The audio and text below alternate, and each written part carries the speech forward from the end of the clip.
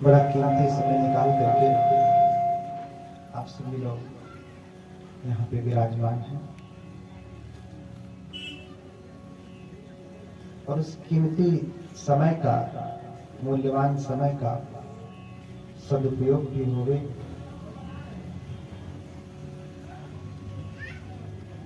इसके लिए आप भगवत कथा को श्रद्धा भाव से सुनते रहें,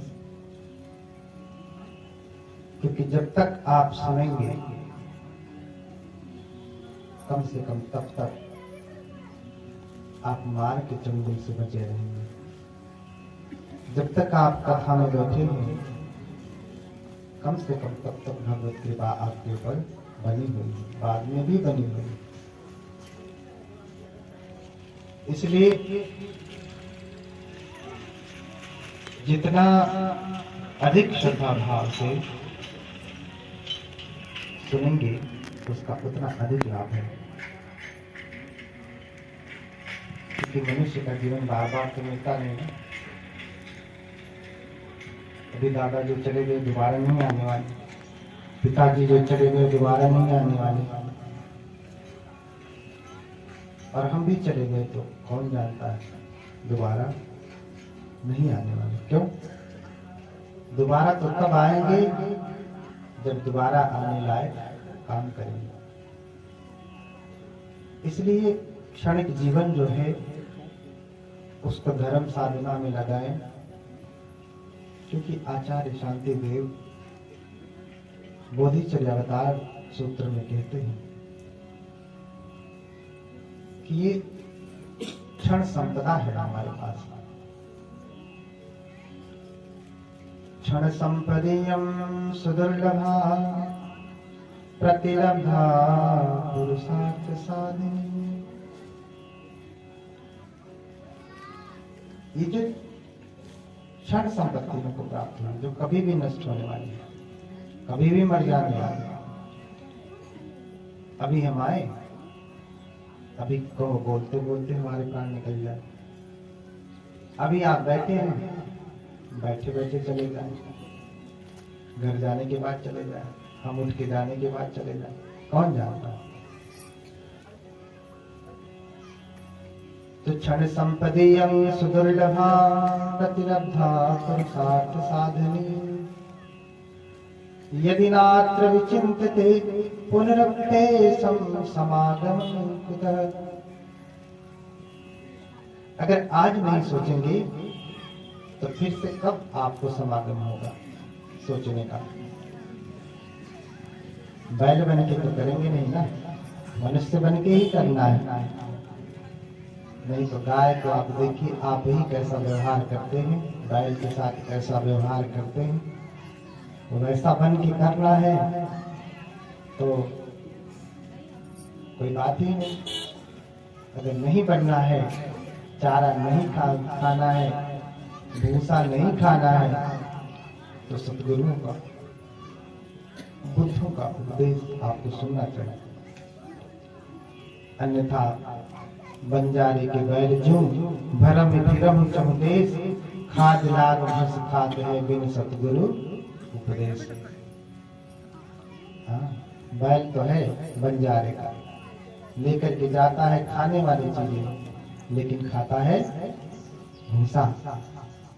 तो ऐसे ही आप संसार में सब कुछ लेकर के उसका उपभोग करेंगे, लेकिन साथ में आपके कुछ जाने वाला नहीं। भूसा, घर है, गाड़ी है, बंगला है, ये सब है, लेकिन अंत समय में आपके साथ जाने वाला मात्र भूसा बचेगा, अगर आप धर्म की साधना नहीं करते। इसलिए जो यहाँ पे बैठे हैं वो पुण्यवान हैं कि बुद्ध के धर्म को सुन रहे हैं। ये कितना दुर्लभ जीवन है मनुष्य का, कैसे मिलता है। कल हमने देखा कि सुमेध तपस्वी दीपंकर बुद्ध से कामना कर रहे हैं, जो 8 अभिनिहारों से युक्त हैं। 8 अभिनिहार पता है ना? 8 बातों से युक्त है, 8 महासंकल्पों से युक्त है।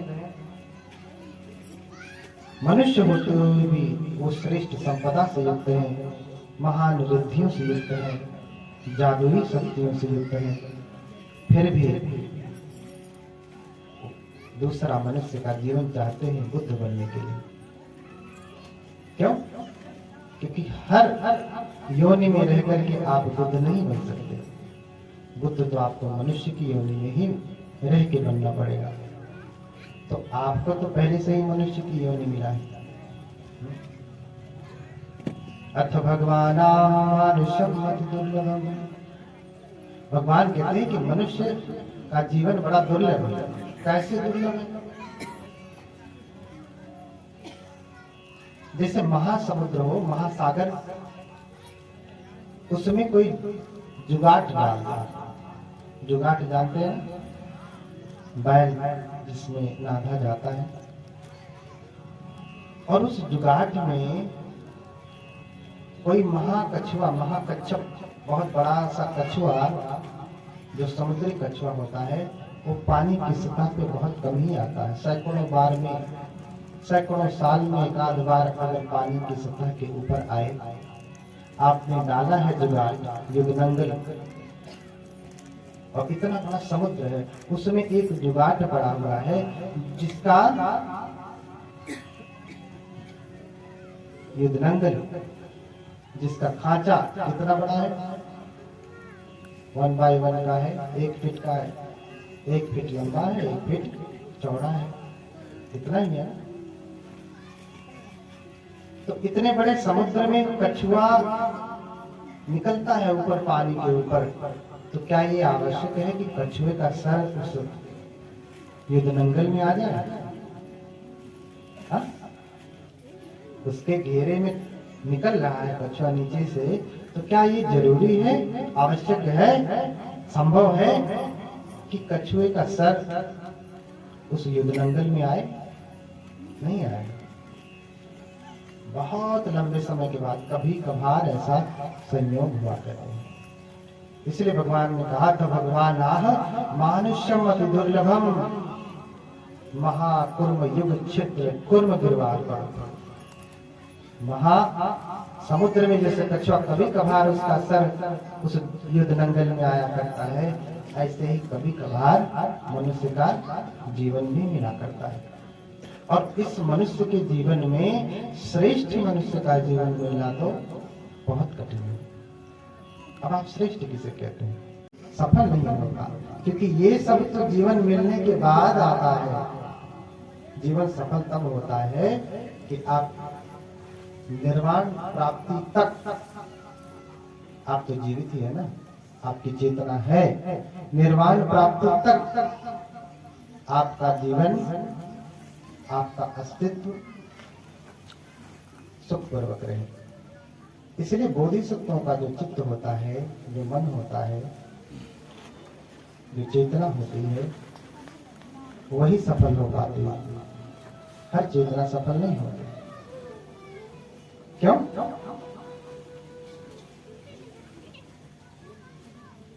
क्योंकि बोधिसत्व ऐसा काम करते हैं कि उनका जीवन सफल होता है। दीपंकर बुद्ध से सुमेध तपस्वी ने प्रार्थना की, और दीपंकर बुद्ध ने आशीर्वाद भी दिया, क्योंकि 8 अभिनिहारों से युक्त है। और फिर बुद्ध ने स्वयं वंदना की होने वाले बुद्ध की। ये होने वाले बुद्ध कौन है? सुमेध तपस्वी। ये होने वाले बुद्ध हैं गौतम बुद्ध, जिनकी आपने ये मूर्ति लगाई है। मैंने बताया कि 28 बुद्ध हो चुके हैं, और ये 28वें बुद्ध हैं गौतम बुद्ध। दीपंकर बुद्ध ने इनकी वंदना की बोधिसत्व के रूप में, और फिर संघ ने इनकी वंदना परिक्रमा करके की, और फिर सब चले जाते हैं। तो सुमेध तपस्वी वहीं बैठ करके सोचने लगते हैं कि बुद्ध बनने के लिए तो 10 पारमिताएं पूरा करना पड़ता है। और पारमिता तो पूरा करने के लिए एक ही जीवन पर्याप्त नहीं होता, कई जीवन लेना पड़ता है, कई जन्म लेना पड़ता है। अब बोधिसत्व किन किन योनियों में जन्म लेकर के पारमिता पूरा करेगा, ये संभव नहीं बताया जा सके शब्दों में। हो सकता है कि मनुष्य की योनि में हो सकता है कि पशु की भी योनि में हो, उसके बाद फिर दूषित लोक में उनका जन्म होता है। मैंने कल यही बताया था कि बुद्धों का जन्म इतना आसान नहीं है। और अब दूषित लोक में समय तपस्वी बोधिसत्व के रूप में देवता के लोक में, लेकिन अभी जन्म नहीं ले रहे धरती पे बुद्ध बनने के लिए। क्यों क्यों नहीं कोई बुद्ध अभी जन्म ले लेता आपके गर्भ से, बन जाए कोई बुद्ध, आपके गर्भ से कोई बुद्ध बन जाए, कोई बुद्ध जन्म ले ले? नहीं, तैयारी करनी पड़ती है। और जब तक वो भूमि नहीं मिलेगी कोई भी बोधिसत्व उस गर्भ में आएंगे नहीं। इसलिए जब भूमि तैयार हुई तो कल्प कोलाहल होता है, देवताओं तक हलचल मचती है कि अब धरती पे बुद्धों का जन्म होना चाहिए, नहीं तो लोग अपने रास्ते से भटक रहे हैं। हाँ? अच्छा, लोगों को लगता है कि वो समय बड़ा अच्छा होता है जिस समय भगवान का जन्म होता है। ऐसा है? ऐसा है? लोग कहते हैं कि वो सतयुग बड़ा अच्छा था तो वो वाला युग बड़ा अच्छा था। क्यों? क्योंकि उस समय भगवान था। नहीं, ऐसा है ना? जिस युग में भगवान होंगे वो युग अच्छा होगा तभी तो भगवान आएगा। ऐसा नहीं, ऐसा नहीं। अब हीरा क्या हीरों की गिरोह में पैदा होता है? कहाँ पैदा होता है? कोयले की खान में ना। हीरे के आगे कोयले की कोई कीमत है? इतना बड़ा कोयला और इतना बड़ा हीरा। हाँ, कोई एक ट्रक कोयला दे आपको और इतना बड़ा हीरा दे तो क्या लेंगे आप? हाँ? हीरों की कोबरी नहीं मिलिया गिरी नहीं पा। हाँ? इतना बड़ा कोई हीरा दे और एक ट्रक कोयला दे तो भी आप कोयला ना लेंगे, क्या लेंगे? हीरा लेंगे। लेकिन वो हीरा भी आया कहाँ? आया कहाँ? बहुत कीमती जगह में आया? नहीं। बुद्ध हीरे जैसे हैं, बिल्कुल शुद्ध, लेकिन उनका जन्म कब होता है? सत्पुरुषों का जन्म हमेशा विपरीत परिस्थितियों में होता है। हाँ? किनका? वहां लिखा है बौद्ध धर्म की सेवा, बुद्ध धर्म का प्रचार ही मानवता की सच्ची सेवा है। किसने कहा है? डॉक्टर बाबा साहब अम्बेडकर ने कहा। कैसी परिस्थिति में पैदा हुए? राही जी ने खूब चित्रण किया है। जब मानव मानव ही नहीं था तब पैदा हुआ, पशु से भी गया गुजरात। संत कबीर कब पैदा हुए? जब बहुत सारी विषमताएं थी, जब बहुत सारा अत्याचार था, अज्ञानता थी। रैदास कब पैदा हुए? दादू दयाल कब पैदा हुए? या अन्य अन्य संत महावीर, भगवान महावीर, ये सब कब पैदा हुए? गुरु नानक कब पैदा हुए? जब उस समय स्थिति बड़ी विकराल थी, ऐसे समय में जन्म लेकर के उन्होंने लोगों का मार्गदर्शन किया। तो जिस समय बोधिसत्वों का जन्म होता है बुद्ध बनने के लिए, भगवान का जिस समय जन्म होता है, उस समय ये धरती भयंकर दुखों से पीड़ित होती है। उस समय आदमी पशुओं की तरह से खरीदे और बेचे जाते थे। आज कोई पशु बेचा जाता है? अरे और तो और आज महिलाएं इतना सुंदर हैं, सुंदर सुंदर वस्त्र पहन करके जहां चाहे वहां जा सकते हैं, कोई उन्हें रोकने वाला नहीं। लेकिन उस समय में कोई अगर स्त्री सुंदर हो गई तो उससे कोई एक व्यक्ति शादी नहीं करेगा, विवाह नहीं करेगा। किसी एक के घर की वधू नहीं बनेगी, बहू नहीं बनेगी, वो पूरे नगर की बहू बनेगी।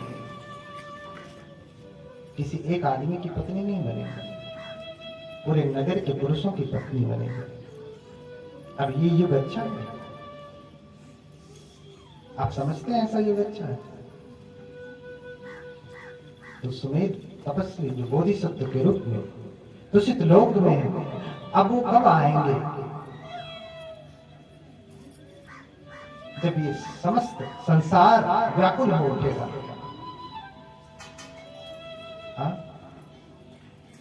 पीड़ित हो उठेगा, तब बुद्ध आएंगे उनको पीड़ा से मुक्ति दिलाने के लिए। अभी तो जब मस्ती में लीन है तो कोई नहीं आएगा। बुद्ध तभी आते हैं जब लोग चिल्लाते हैं, त्राही त्राही मच जाती है, त्राही माम करते हैं कि बचाए कोई बचाए। मानो बहुत दुख पा रहे हैं। अब महापुरुष दिखाई नहीं देते। कब दिखाई देते हैं? अच्छा, कुछ आपके यहाँ व्हाइट बोर्ड लगा है ना, व्हाइट बोर्ड, इस पे लिखा जाता है। अगर आप इस पे व्हाइट मार्कर से, सफेद मार्कर से लिखेंगे तो लिखा जाएगा? हाँ? अच्छा, सफेद बोर्ड हो, ब्लैक ना हो, काला ना हो, सफेद बोर्ड हो, सफेद चाक से लिखें तो क्या लिखा जाएगा? लिखा जाएगा, लेकिन दिखेगा नहीं। लेकिन बोर्ड काला हो फिर लिखो छोटा सा ही तो भी लिखा जाएगा, लेकिन अब स्पष्ट दिखेगा। बोधिसत्व भगवान ऐसे ही होते हैं, सफेद चाक की तरह से काले ब्लैक बोर्ड में। कैसे होते हैं? सफेद चाक की तरह से काले ब्लैक बोर्ड पे लिखते ही पता चलने लगे। अब कोलाहल हो गया कि बोधिसत्व को जन्म लेना चाहिए धरती पे। क्यों? क्योंकि मनुष्य पशु की तरह से खरीदा बेचा जाता है। स्त्रियों का अपना कोई अस्तित्व नहीं, उसे भी लोग खरीदते हैं, बेचते हैं। कोई स्त्री सुंदर हो जाए तो उसे नगर की बहू बना देते हैं। अब इससे भी बुरा समय तो आएगा क्या? आएगा? आज कोई स्त्री बेची जाती है, खरीदी जाती है, नगर की बहू बनाई जाती है? नहीं। सोचो कितना बुरा समय है। और जब ऐसा समय आया तो बुद्ध जन्म कहाँ लेंगे? ठीक है, सारे धरती पे ऐसा हो गया तो बुद्ध जन्म कहाँ लेंगे? किसके गर्भ में रहेंगे? कोई माता तो हो जो बोधिसत्व को संभाल सके।